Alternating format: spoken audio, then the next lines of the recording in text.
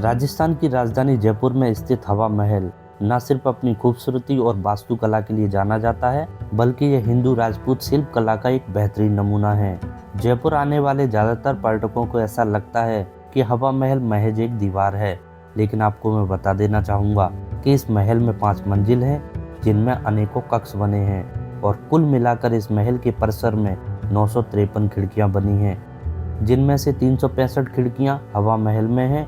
यही नहीं, बल्कि इस महल के अंदर छोटी चौपड़ से बड़ी चौपड़ तक लगभग आधा किलोमीटर लंबा एक सुंदर गलियारा भी बना हुआ है। शहर की बाकी इमारतों की सजावट को ध्यान में रखते हुए लाल और गुलाबी रंग के बलुआ पत्थरों से बना इस महल का रंग जयपुर को दी गई गुलाबी नगरी यानी कि पिंक सिटी की उपाधि के लिए एक पूर्ण प्रणाम है। सन 1799 यानी 1799 में महाराजा सवाई प्रताप सिंह द्वारा निर्मित इस महल को पर्यटकों द्वारा जयपुर की सबसे पसंदीदा इमारतों में से एक मानी जाती है और इसको खास तौर पर रानियों के लिए बनवाया गया था। जब भी जयपुर में कोई पर्व त्योहार का कार्यक्रम आयोजन करवाया जाता था तो रानियां यहाँ पर बनी खिड़कियों से झांककर उनका आनंद लिया करती थीं। 87 फीट यानी 87 फीट ऊंचे इस 5 मंजिला महल पर जब सूरज की रोशनी पड़ती है तो अलग अलग हिस्से इसकी रंगीन रोशनी से जगमगा उठते हैं। यहाँ बने कक्ष को अलग अलग मंदिरों के नाम से जाना जाता है और सभी कक्षों की सुंदरता देखने योग्य है। इस महल के अलग अलग भागों में बनाए गए कक्षों को और उनमें लगाए गए दरवाजों की नक्काशी इतनी खूबसूरत है कि आप देखते रह जाएंगे। यही नहीं, बल्कि यहाँ लगे रंग बिरंगे शीशे इस हवा महल की खूबसूरती में 4 चांद लगाते हैं। महाराजा सवाई प्रताप सिंह भगवान श्री कृष्ण के बहुत बड़े भक्त थे, इसलिए आप देखेंगे बाहर की ओर से इस हवा महल को भगवान श्री कृष्ण के मुकुट के आकार जैसा बनाया गया था। इस महल की तीसरी मंजिल पर बने विचित्र मंदिर को भगवान श्री कृष्ण की पूजा अर्चना के लिए बनवाया गया था। यहाँ पर भगवान के लिए झूला लगाकर उनको प्रतिदिन झुलाया भी जाता था। तो ऐसे ही बहुत से रोचक तत्व हवा महल के हर भाग से जुड़े हैं, जिनके बारे में हम इस वीडियो में विस्तार से जानेंगे। तो स्वागत है आपका एक नई वीडियो में और मैं हूँ फिलहाल अभी जयपुर के हवा महल में। हवा महल की बात करेंगे, इससे पहले मैं टिकट ले लेता हूँ। भारतीय टिकट है वो है 52 रुपये और आज मैं आपको लेकर जाने वाला हूँ राजपूत शिल्प कला से बनाए गए जयपुर के इस बेहद खूबसूरत हवा महल में। इसके इतिहास और वास्तुकला से जुड़ी सारी जानकारियाँ मैं आपको इस वीडियो में देने वाला हूँ। तो हवा महल राजस्थान की राजधानी जयपुर में स्थित है और यहाँ पहुँचने के लिए आपको सबसे पहले जयपुर शहर तक बस, ट्रेन या हवाई यात्रा करके पहुँच सकते हैं। इस महल की दूरी जयपुर रेलवे स्टेशन से 5 किलोमीटर और जयपुर एयरपोर्ट से लगभग 12 किलोमीटर की है। आसपास के लोग अपने निजी वाहन से भी जयपुर तक पहुँच सकते हैं। जयपुर शहर में पब्लिक ट्रांसपोर्ट काफ़ी अच्छा है और आप local bus, metro, auto rickshaw या कैब की सवारी करके हवा महल तक आसानी से पहुंच सकते हैं। जयपुर शहर एशिया का पहला शहर है जिसको प्लान करके सन 1727 में बनवाया गया था। तो आइए इस खूबसूरत हवा महल के अंदर प्रवेश करते हैं और इसके बारे में विस्तार से जानते हैं। यहाँ राजा 18वीं शताब्दी से पहले आमेर किले में रहा करते थे, जो कि वहाँ रहने वाले महाराजा सवाई जय सिंह जी 30वें नंबर के राजा थे, जो कि उन्होंने जयपुर शहर बनाया था और इसी वजह से महाराजा सवाई जय सिंह जयपुर के पहले राजा बने। और ये हवा महल जयपुर के 5वें महाराजा सवाई प्रताप सिंह ने बनवाया था। इस महल की वास्तु योजना लाल चंद उस्ताद ने की थी और इसका निर्माण सन 1799 यानी 1799 में महाराजा सवाई प्रताप सिंह के शासनकाल में करवाया गया था। महाराजा सवाई प्रताप सिंह श्री कृष्णा के बहुत बड़े भक्त थे, इसी वजह से अगर आप इस महल को बाहर से देखेंगे तो यह आपको मुकुट के जैसा नजर आएगा। राजस्थान में बड़े गेट को पोल बोला जाता है और छोटे गेट को पोली। यहाँ आप देखेंगे 2 पोली बनाई गई हैं, आनंद पोली और चंद्रपोली।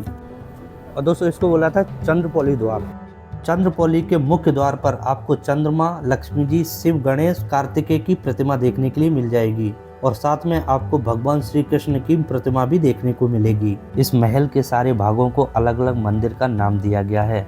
इसके फर्स्ट फ्लोर यानी कि सबसे निचले भाग को कहा जाता है शरद मंदिर, तो सर्दियों के समय में सारे प्रोग्राम यहीं पर आयोजित किए जाते थे। सेकंड फ्लोर यानी कि दूसरी मंजिल पर है रतन मंदिर, जिसमें राजा महाराजाओं द्वारा हीरे जवाहरातों की प्रदर्शनी लगाई जाती थी। थर्ड फ्लोर यानी कि तीसरी मंजिल पर है विचित्र मंदिर, जिसमें भगवान श्री कृष्ण की पूजा अर्चना की जाती थी। चौथी मंजिल पर है प्रकाश मंदिर, यहाँ पर सूर्य और चंद्रमा से संबंध त्योहार मनाए जाते थे। और 5वीं मंजिल पर है हवा महल, जिसमें चारों तरफ से काफ़ी अच्छी हवा आती है। यहाँ सामने की ओर एक फव्वारा बनाया गया था, जो कि आज भी रोजाना शाम के समय में चलाया जाता है, जिससे यहाँ का माहौल बहुत खुशनुमा हो जाता है। यहाँ पर लोग प्रदर्शनी, त्योहार या किसी भी तरह के कार्यक्रम को देखने के लिए आया करते थे। तो रानियों का निवास स्थान सिटी पैलेस हुआ करता था। सिटी पैलेस से जंतर मंतर होते हुए रानियां यहाँ बनाए गए गलियारे से इस हवा महल तक पहुँचती थी और वहाँ होने वाले कार्यक्रमों का आनंद लिया करती थी। इस महल के भाग को कहा जाता है प्रताप मंदिर। यह महाराजा सवाई प्रताप सिंह जी का निजी कक्ष हुआ करता था और इसके अंदर में आपको उनका एक मोम का पुतला भी देखने के लिए मिल जाएगा। आपकी जानकारी के लिए मैं बता देता हूँ कि हवा महल की देखरेख राजस्थान सरकार का पुरातत्व विभाग करता है।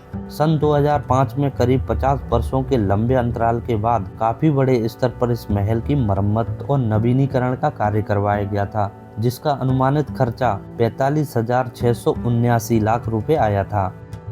कुछ कारपोरेट घराने भी अब जयपुर के पुरातात्विक स्मारकों के रखाव के लिए आगे आ रहे हैं, जिसका एक उदाहरण है यूनिट ट्रस्ट ऑफ इंडिया, जिसने हवा महल की देखरेख का बीड़ा उठाया है। तो महाराजा सवाई सिंह प्रताप ने सन 1799 जल महल और हवा महल का निर्माण करवाया था। और न सिर्फ यह भगवान श्री कृष्ण के भक्त हुआ करते थे, बल्कि एक महान कवि भी थे।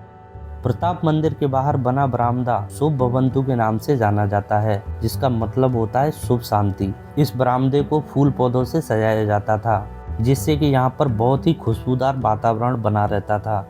यहाँ छत पर लगे इन कड़ों में रानियों के लिए झूले टांग दिए जाते थे, जिन पर बैठकर रानियां इस महल में ठंडी हवा का आनंद लिया करती थीं। अब हम आ गए हैं इस हवा महल में बनी भोजनशाला में।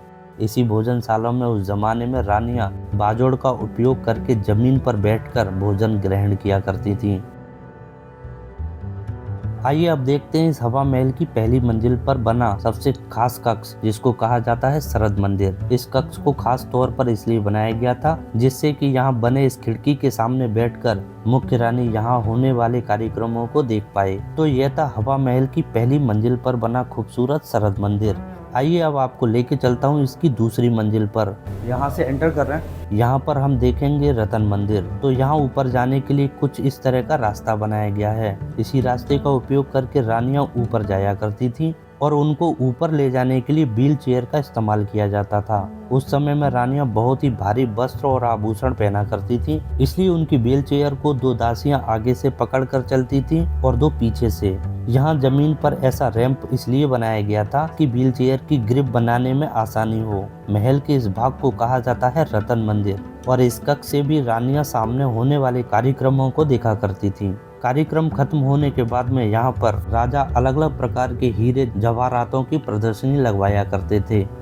देखने के बाद जो भी आभूषण रानियों को पसंद आते थे, उनको वह सिटी पैलेस में बने अपने कक्ष में मंगवा लिया करती थी। आप देखेंगे इस रतन मंदिर में भी रंग बिरंगे कांच का उपयोग करके बड़ी खूबसूरती से बनाया गया है। और यही नहीं बल्कि यहाँ पर जगह जगह सुंदर शीशों का इस्तेमाल भी दिखाई देगा, जो कि इस महल की शोभा और बढ़ाते हैं। यहाँ भी महल के बाकी हिस्सों की तरह झूले लगाने के लिए कड़े लगाए गए हैं। थोड़ा और आगे चलते ही आपको बरामदा दिखाई देगा और यहाँ पे भी आप देखेंगे कि छोटी छोटी खिड़कियाँ बनाई गई हैं। तो यहाँ भी जो त्योहार कार्यक्रम आयोजित किए जाते थे, रानियां उनको अंदर से और दासियां इन खिड़कियों से देखा करती थीं। नीचे में जो गलियारा बने हैं, वहाँ पर उस जमाने में आम जनता अपनी दुकानें लगाया करती थी।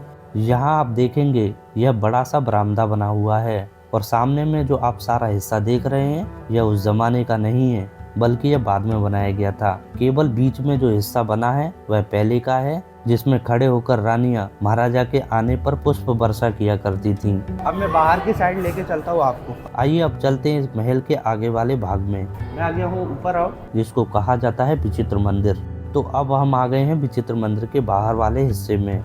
यह जो झरोखे आप देख रहे हैं, यहाँ खड़े होकर रानियां यहाँ होने वाले कार्यक्रमों की तैयारियों को देखा करती थी। इन झरोखों को इसलिए भी बनाया जाता था क्योंकि उस समय पर्दा प्रथा चलती थी, तो इनमें रानियां नीचे देख सकती थी, लेकिन नीचे वाला कोई भी शख्स रानियों को नहीं देख सकता था। नीचे वाली खिड़कियों से बच्चे भी यहाँ होने वाली तैयारियों को देखा करते थे, लेकिन इन खिड़कियों को बाद में स्थायी रूप से बंद करवा दिया गया। क्योंकि यहाँ आने वाले पर्यटक कई बार यहाँ नीचे से कुछ सामान वगैरह फेंक दिया करते थे। इस विचित्र मंदिर को खास तौर पर श्री कृष्ण की पूजा अर्चना के लिए बनवाया गया था। यहाँ भी छत पर कड़े लगे हुए हैं जिनमें झूला लगाकर भगवान श्री कृष्ण को झुलाया जाता था। मुख्य रानी सामने वाली इस खिड़की के पास बैठकर सामने की ओर निकलने वाले जुलूस को देखा करती थी।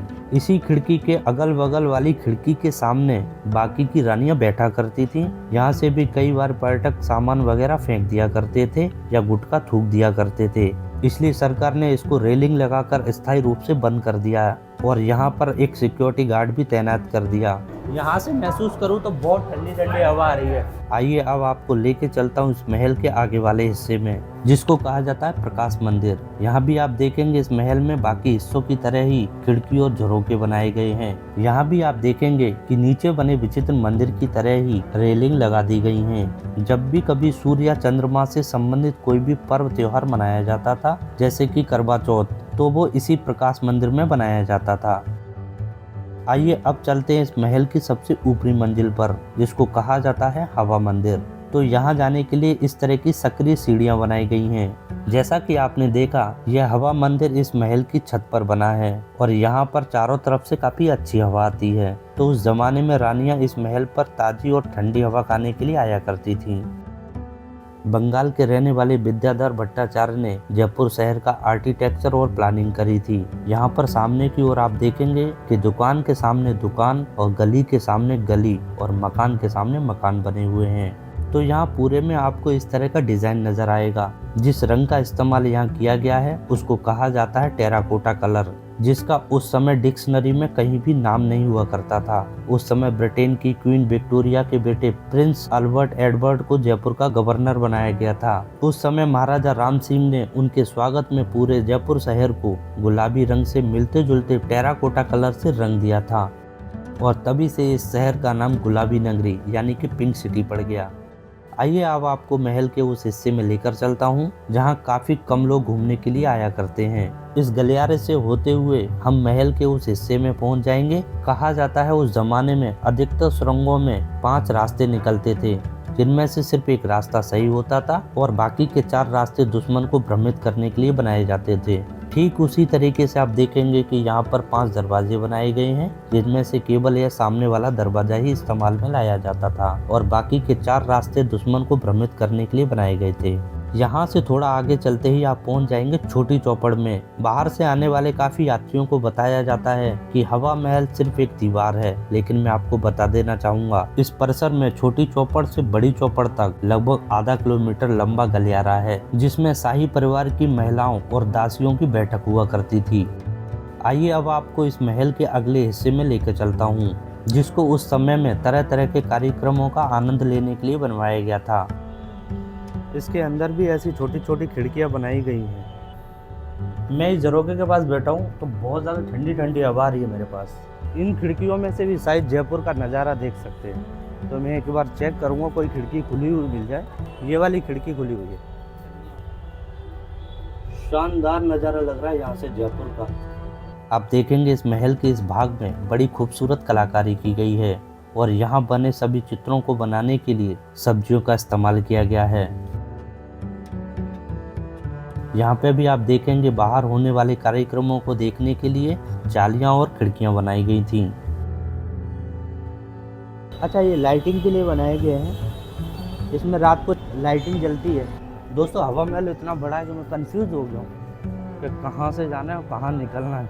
आइए अब आपको लेके चलता हूँ हवा महल के आखिरी हिस्से में, जिसको कहा जाता है बिहार मंदिर। यहाँ पर जो मूर्तियाँ आप देख रहे हैं, यह पुरातत्व विभाग के द्वारा खुदाई में पाई गई उसी जमाने की मूर्तियाँ हैं। आइए अब आपको इस हवा महल के परिसर में छोटे बच्चों द्वारा लगाई गई ऐतिहासिक इमारतों की एक आर्ट एग्जीबिशन दिखाता हूँ, जिसमें आपको एक से एक खूबसूरत पेंटिंग देखने के लिए मिल जाएंगी। इस एग्जीबिशन में 73 पेंटिंग हैं, 50 म्यूजियम के कवर किया गया है।